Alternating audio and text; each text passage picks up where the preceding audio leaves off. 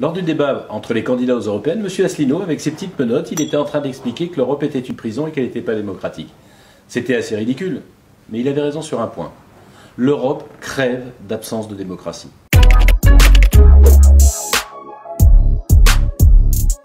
Crève du fait que les peuples n'y ont pas suffisamment de pouvoir. Un exemple, nous allons aux élections européennes du 26 mai rassembler 390 millions d'Européens pour élire 705 députés européens. Et qui va choisir ensuite ceux qui vont diriger l'Europe? Pas vos députés. Les 27 chefs d'État et de gouvernement vont se réunir dans des cénacles européens habituels qui se terminent en général à 3 h du matin pour choisir le président de la Commission européenne. Le président de la Commission européenne, c'est le Premier ministre de l'Europe. Et ensuite, on choisit les commissaires européens.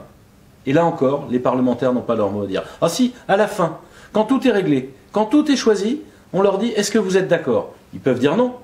Mais ils ne peuvent pas choisir commissaire par commissaire.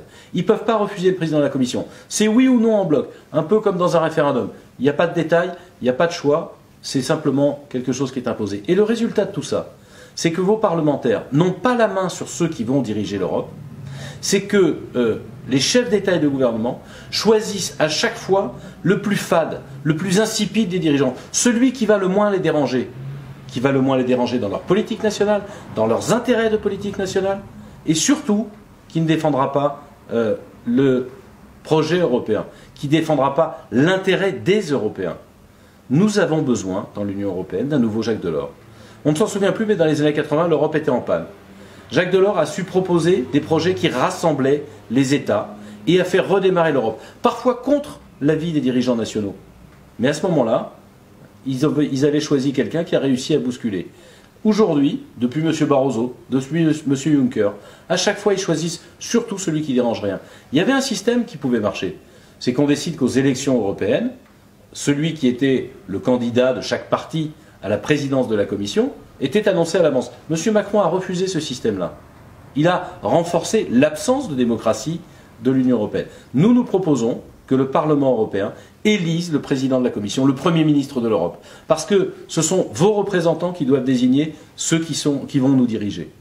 Deuxième exemple, aujourd'hui, quand un commissaire européen fait quelque chose qui ne nous convient pas, on ne peut pas le renvoyer, on ne peut pas le chasser.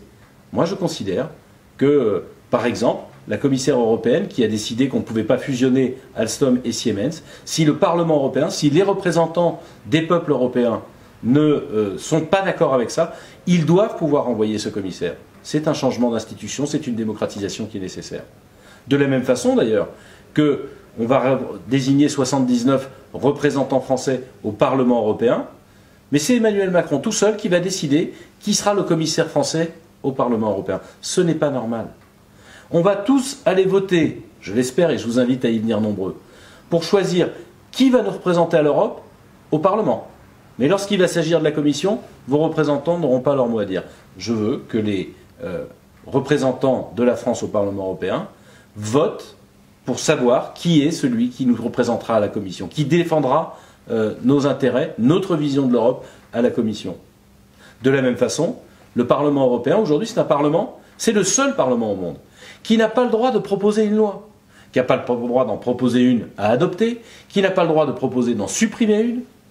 Non, c'est le Conseil d'État et de gouvernement, c'est la Commission qui ont ce droit-là, et le Parlement, il est juste associé, consulté, il doit voter sur les propositions des autres. Pourquoi les représentants des Européens, pourquoi les représentants des peuples européens n'ont pas le droit de proposer quelque chose qui pourrait faire avancer l'Union européenne? Ça aussi, c'est une avancée démocratique qui est nécessaire. Dernier exemple. On parle beaucoup en France de référendum d'initiative citoyenne.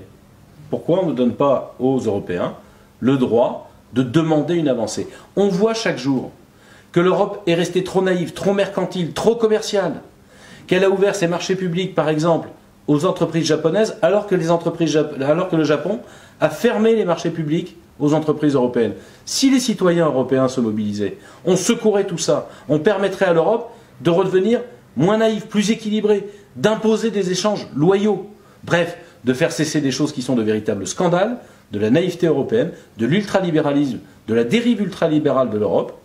Les peuples européens ont leur mot à dire dans la direction de l'Europe, par leurs représentants ou par référendum si c'est nécessaire. Voilà une transformation de l'Europe qui permettrait aux citoyens de retrouver sa place, qui donnerait à l'Europe de l'ambition et qui nous permettrait d'avancer tous ensemble.